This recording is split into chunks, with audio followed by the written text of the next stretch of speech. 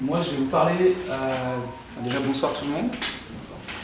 Je vois qu'il y en a qui ont pas mal utilisé la réalité augmentée, réalité virtuelle. Quelqu'un qui est tous les jours dans un Oculus Quest, c'est top ça. Vous faites quoi? C'est juste, je suis curieux. Réalité augmentée, réalité. Ah, ok, d'accord. Ça va. Donc, comment est-ce que c'était il y a 10 ans? Comment est-ce que la réalité augmentée? Moi, je vais vraiment me centrer en fait sur la réalité augmentée. Je ne vais pas du tout parler de réalité virtuelle. Mais plutôt vraiment réalité augmentée, ce que Microsoft appelle réalité mixte, ou ce qu'ils appellent de l'holographique computer, du spatial computing, enfin voilà, on trouve tous ces mots-là aujourd'hui, mais moi je reste sur le fait que c'est de la réalité augmentée, comme tu disais tout à l'heure, superposer, interagir avec des éléments qui sont intégrés directement dans la réalité. Et on voit que ça évolue pas mal au cours des années, c'est ce que je vais montrer avec les différentes vidéos. Il n'y a pas de son, et je vais commenter, et c'est des petites vidéos d'1 minute à chaque fois. Mais avant ça, je vais me présenter rapidement. Moi, je suis dans le domaine depuis 2010, donc ça, voilà, ça fait une dizaine d'années. J'ai travaillé pour une boîte qui s'appelle Merschlar, une boîte canadienne qui vendait des solutions de réalité augmentée et de réalité virtuelle. Je suis un membre fondateur de l'OpenAIR Cloud, voilà, .org. Je vous en parlerai un tout petit peu après. Puis j'écris occasionnellement sur augmented-reality.fr et aussi sur le blog de Laval Virtual sur différents sujets, quoi. Je suis aussi membre de l'association, c'est une autre association qui s'appelle ERAPRO. Voilà, et pareil, donc ça fait 10 ans que ça existe, et l'idée c'est de démocratiser la réalité augmentée par les usages. Donc ça fait 10 ans qu'on écrit sur qu'est-ce que la réalité augmentée, pourquoi, est-ce que ça va apporter, il y a différents reports qui sont disponibles en ligne, voilà. Donc on se fait pas mal contacter par des étudiants. Donc contactez les deux assos, il n'y a pas de souci. Voilà. Ok. Voici ce qui se faisait en 2010 et pourquoi j'ai pris cette vidéo. Déjà c'est une boîte française qui s'appelle INT13. Donc il fallait imprimer en fait son petit marqueur. Ça c'est ce qu'on appelle un marqueur. Voilà. Et puis derrière on pointait son téléphone Samsung parce que les iPhones n'étaient pas encore monnaie courante. Et puis là on pouvait jouer il fallait défendre une tour qui était attaquée de tous les côtés. Voilà, il fallait la défendre et on prenait le contrôle de cette tour. C'est une boîte française, ça date de 2010. Moi j'ai découvert la réalité augmentée là-dessus, quoi. Donc j'ai téléchargé, puis j'ai joué avec. C'était extraordinaire. mais en tout cas, voilà, c'était super nostalgique et tout. Non, c'est mieux maintenant. Mais en tout cas, c'est vraiment une technologie basée sur des marqueurs. Donc on fait de la reconnaissance de la réalité, et la réalité c'est ce qu'on appelait le marqueur, sur laquelle en fait on venait projeter des images 3D en temps réel, voilà, donc comme là il est en train de se passer, et ça bouffait énormément de batterie. Honnêtement là, avec ce téléphone là ils ont dû jouer 10 minutes, après le truc était mort, quoi. Donc voilà. Et au fur et à mesure, entre 2010 et 2015, c'est principalement ce qu'on voyait, quoi. Boîte française, j'insiste là-dessus, boîte française qui a sorti ça, éditeur de jeux vidéo, et donc c'était assez impressionnant. Ce que je vous montre après, c'était en 2015, donc c'est pour vous montrer un petit peu l'évolution, et ça c'est ce qui se faisait en 2015, c'était le top du top. Encore une boîte française, j'insiste là-dessus, L'Oréal, c'est pas la petite start-up, quoi. Mais en gros, ils ont créé une application qui s'appelle Makeup Genius. Et c'est un peu l'ancêtre des filtres qu'on connaît aujourd'hui sur Snapchat, Instagram et Co. On pouvait se maquiller, on pouvait se maquiller virtuellement avec ce que nous proposait L'Oréal, quoi. Ce qui était assez intéressant dans l'approche, c'est qu'on choisissait des maquillages de stars, donc il y avait des stars qui étaient maquillées de telle manière, etc. Et puis on pouvait s'appliquer le maquillage de Valentine Gloria, de différents types de stars, quoi. Mais ça c'était vraiment le top du top, c'était hyper rare. Ils ont gagné plusieurs prix, c'est marqué campagne française la plus primée au Cannes en 2015, 9 shortlists, c'était un truc de malade, quoi. Quand c'est sorti, c'était assez intéressant. Et ça ils l'ont développé il me semble en interne, et puis ils ont le logiciel, ils ont développé ça en interne et reloué en fait certaines parties à d'autres boîtes, quoi. Donc c'était assez intéressant aussi en termes de business model, quoi. C'était une sorte de licensing, quoi. Mais vraiment ce qui se faisait en 2015, c'était ça. C'est pas si différent de ce qui se faisait en 2010. C'est-à-dire qu'au lieu que ce soit un marqueur qu'on imprime avec des gros ronds, etc., et avec vraiment beaucoup de détails, là on faisait de l'overlay, quoi. Donc le marqueur, c'était la page d'un magazine, quoi. Donc, mais c'est voilà, c'est ce qui se faisait beaucoup en 2015. Donc vous preniez n'importe quel support papier et puis vous le scanniez de cette manière-là, vous aviez, et c'était souvent des vidéos apparaître. D'ailleurs, c'est ce qui est assez intéressant, c'est qu'on voit qu'on essaye de calquer les modèles du web sur la réalité augmentée et ça ne fonctionne pas du tout. Donc ça, c'est typiquement un exemple, donc 2015, hein, c'était quoi, il y a 4-5 ans, hein, c'était pas si longtemps que ça. C'est-à-dire qu'on se disait, tiens, on va regarder des vidéos à travers notre téléphone grâce à un support papier. C'était un peu... on voit qu'on cherche encore l'usage et qu'on ne sait pas vraiment quoi faire de cette techno, et ça confirme ce que tu disais tout à l'heure, que là, on pense vraiment que c'est super stupide. Par contre, c'est cool parce que ça permet de... Enfin, c'est stupide, et c'est cool en même temps pour les annonceurs, parce que ça permet vraiment d'avoir des métriques, mais très précises, en fait, sur l'engagement des utilisateurs. Donc là, j'achète mon National Geographic, il y a un annonceur qui décide de faire de la réalité augmentée sur une de leurs pubs, bah, ça permettait exactement de savoir dans les magazines en fait, combien il y avait de personnes qui avaient réellement vu cette publicité, qui étaient prêts à la scanner. Et puisqu'ils ont fait l'effort de télécharger l'application, plus l'effort de regarder la vidéo, ça montrait que c'était un taux d'engagement de malade, quoi, et c'était vraiment ce qui était mesuré. Quoi. Voilà. Donc ça permettait de mesurer un peu l'engagement sur le print. Donc on a vu 2010, 2015, on a vu deux petites choses. Ça c'est ce qui se passe cette année. Quoi. En gros, présentation de HoloLens 2, il y a quelques mois de ça, il y a 6-7 mois de ça. En gros, il n'y a plus de marqueurs. Vous voyez, c'est fini. Les marqueurs, en fait, c'est la réalité maintenant. Et ça, en fait, c'est vraiment une grosse avancée. Et là, ce qu'on voit, en fait, c'est le retour vidéo de ce qu'elle voit dans le casque, elle. Quoi.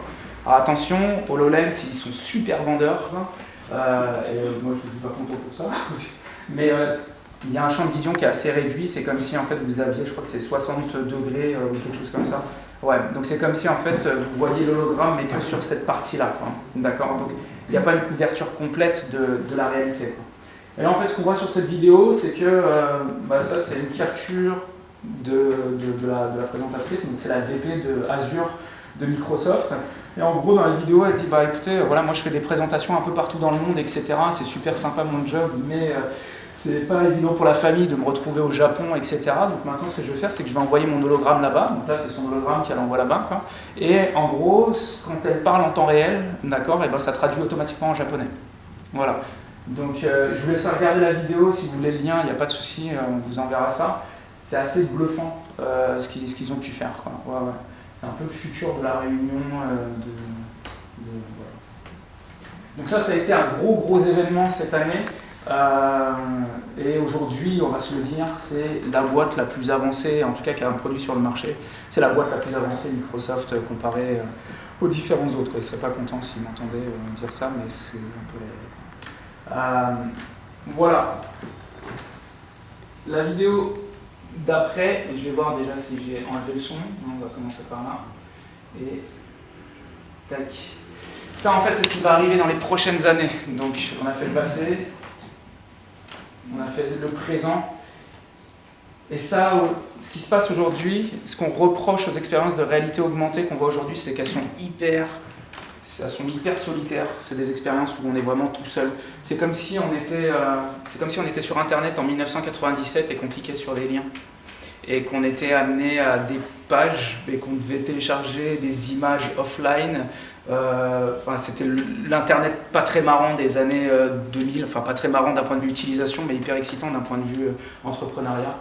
Et ça en fait, aujourd'hui, ce qu'on va voir dans les prochaines années, ça en ce moment c'est vraiment ce qui est très trendy en termes de réalité augmentée, on va parler d'AR Cloud. Donc là, on va vraiment intégrer les objets dans la réalité, c'est-à-dire qu'un objet virtuel pourra aller se cacher derrière un siège, parce qu'il va comprendre que là il y a un siège, qu'il est en deuxième plan, l'objet virtuel va pouvoir sauter sur le siège. C'est ce qu'on a vu avec le panda qui était allé se cacher derrière, et qui était allé se cacher derrière le buisson. Ça va être des expériences aussi qui vont être où on va être tous ensemble, on va plus être tout seul chacun sur son téléphone. On va vraiment pouvoir rejoindre en fait des expériences de réalité augmentée ensemble. Donc ça c'est très important. Aujourd'hui, comme je disais, on est vraiment tout seul souvent dans les expériences de réalité augmentée. Le gros du marché se situe là-dessus aujourd'hui, ça paraît pas, mais en gros c'est la création de cartes 3D. Voilà. Donc ça c'est un gros business en ce moment, c'est comment créer des cartes 3D accessibles en temps réel constamment. constamment. Et avec ça vient des questions aussi de privacy, mais je pense qu'on en discutera un petit peu plus tard. Mais ouais, parce que pour pouvoir faire ça, il ne faut pas constamment scanner le monde, il faut déjà avoir une carte du monde en 3D préchargée et qu'on puisse réutiliser derrière. Donc il faut qu'elle soit partagée. Tracking d'objets, ça c'est assez. Aujourd'hui, c'est des choses qui sont assez simples à faire, enfin qui se font beaucoup sur le marché. Surface tracking, ok. Et multi-user, c'est ce que je disais tout à l'heure. Là, c'est deux utilisateurs qui voient le même objet virtuel, ils sont dans la même pièce, ils voient le même objet virtuel, et ils peuvent interagir tous les deux avec le même objet virtuel, alors qu'avant, c'était assez compliqué de faire ça, on était chacun sur son objet. Qui travaille sur les topics d'Air Cloud, j'ai bientôt fini. Donc c'est vraiment sur les prochaines années, quelles sont les entreprises là, qui sont assez, qu'on regarde pas mal. Donc bien sûr, il y a ces quatre-là. Facebook a dévoilé ce qu'on appelle Live Maps, donc ils ont la volonté de vraiment de créer des cartes 3D et de les rendre accessibles à tout le monde. Voilà, je pense qu'on est assez sensibilisé sur la sécurité chez Facebook et des choses comme ça. Donc encore une fois, privacy, il y a vraiment des grosses questions là-dessus.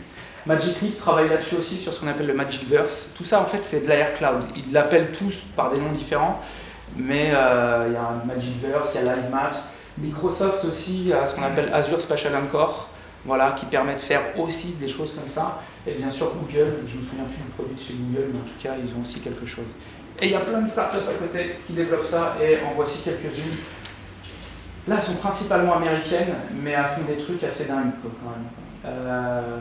Je vous laisse regarder, je ne vais pas les détailler, mais en gros c'est ça, c'est création de cartes 3D, comment les exploiter, le modèle de capture est différent, est-ce qu'on capture à partir du téléphone, est-ce qu'on capture à partir de différentes manières, à partir de LiDAR. Tesla aussi va jouer un grand rôle là-dedans, parce que Tesla c'est vraiment des ordinateurs roulants et qui capturent la réalité pour pouvoir la comprendre et puis prendre des décisions derrière. Mais s'ils capturent la réalité, derrière qu'est-ce que ça veut dire? Ça veut dire qu'ils ont des cartes. Et à un moment, ils vont pouvoir les monétiser, quoi. Voilà. Donc, voilà. Et on va s'arrêter 2 minutes sur la France, parce que j'en ai pas mal parlé au début, etc. Et pour moi, c'est assez important. Parce que on a un super écosystème en France, en termes de réalité augmentée, de réalité virtuelle. Je vais commencer déjà avec... alors, c'est pas une boîte, c'est une asso. Laval Virtual. Qui connaît Laval Virtual? Ça... Ok. Laval Virtual, ça fait 20 ans qu'ils sont dans le game, si je peux dire ça comme ça. Ils ont organisé leur premier événement il y a 20 ans. Et aujourd'hui, honnêtement, c'est le plus gros événement au monde des technologies immersives. Voilà. Et donc, ouais, c'est à Laval, ça a lieu, il me semble, au printemps. Ça vaut le coup d'y aller et de regarder un petit peu ce qui se fait en matière de nouvelles techno. Donc ça, c'est la première chose. On a beaucoup d'écoles aussi qui sont basées à Laval. Donc il y a beaucoup de nos ingés qui partent en fait dans les boîtes américaines que j'ai montrées avant, d'accord? Donc voilà. Et puis après, il y a toutes les boîtes d'Asso System. C'est eux qui ont Katia, par exemple, qui ont créé Katia qui permet de créer des modèles 3D. Donc c'est pas rien non plus. Puis après, j'en ai cité Augment, qui est là depuis 2011, Minsar aussi, il y a eu des belles levées de fonds dernièrement aussi, quoi. 3 millions pour vous, c'est ça. 1,6 en fait pour Augmenteo, Inside, en fait, une boîte qui fait des jeux en réalité augmentée. Donc, ouais, il y a vraiment des trucs à faire en France, quoi. Il y a des belles boîtes. Holoforge, Synergis, qui sont plutôt des créateurs de contenu, destination industrielle. 22, à regarder aussi. Voilà, un peu IA, réalité augmentée. Donc, c'est assez intéressant, c'est même très intéressant ce qu'ils font. Lynx qui est en train de lancer, alors là c'est la seule petite entorse. Ils ont un casque de réalité virtuelle et boîte française qui lance ça, je crois qu'il va valoir dans les quelques euros, je crois, quelque chose comme ça. Et voilà, qui ont un casque de réalité virtuelle. Et ouais, donc on est aussi sur ce marché-là et je trouve que c'est super intéressant et il ne faut pas hésiter à monter des boîtes en France. Voilà. C'est tout pour moi. Si, il y a la BPI. Ça, je vous invite à aller sur leur site. Alors, je ne fais pas du tout de pub pour la BPI ou quoi que ce soit, vraiment pas, je ne suis pas pour ça. Mais en tout cas, ils ont fait comment ça s'appelle? Une sorte de panorama des boîtes françaises qui sont dans le domaine de la réalité augmentée, de la réalité virtuelle. Il est accessible en ligne. Et là, j'ai juste mis un gros zoom, etc. Mais il y a vraiment beaucoup de boîtes qui sont dans ce domaine-là en France et qui agissent à l'international. Il y a Insight. Voilà. C'est l'ancien du...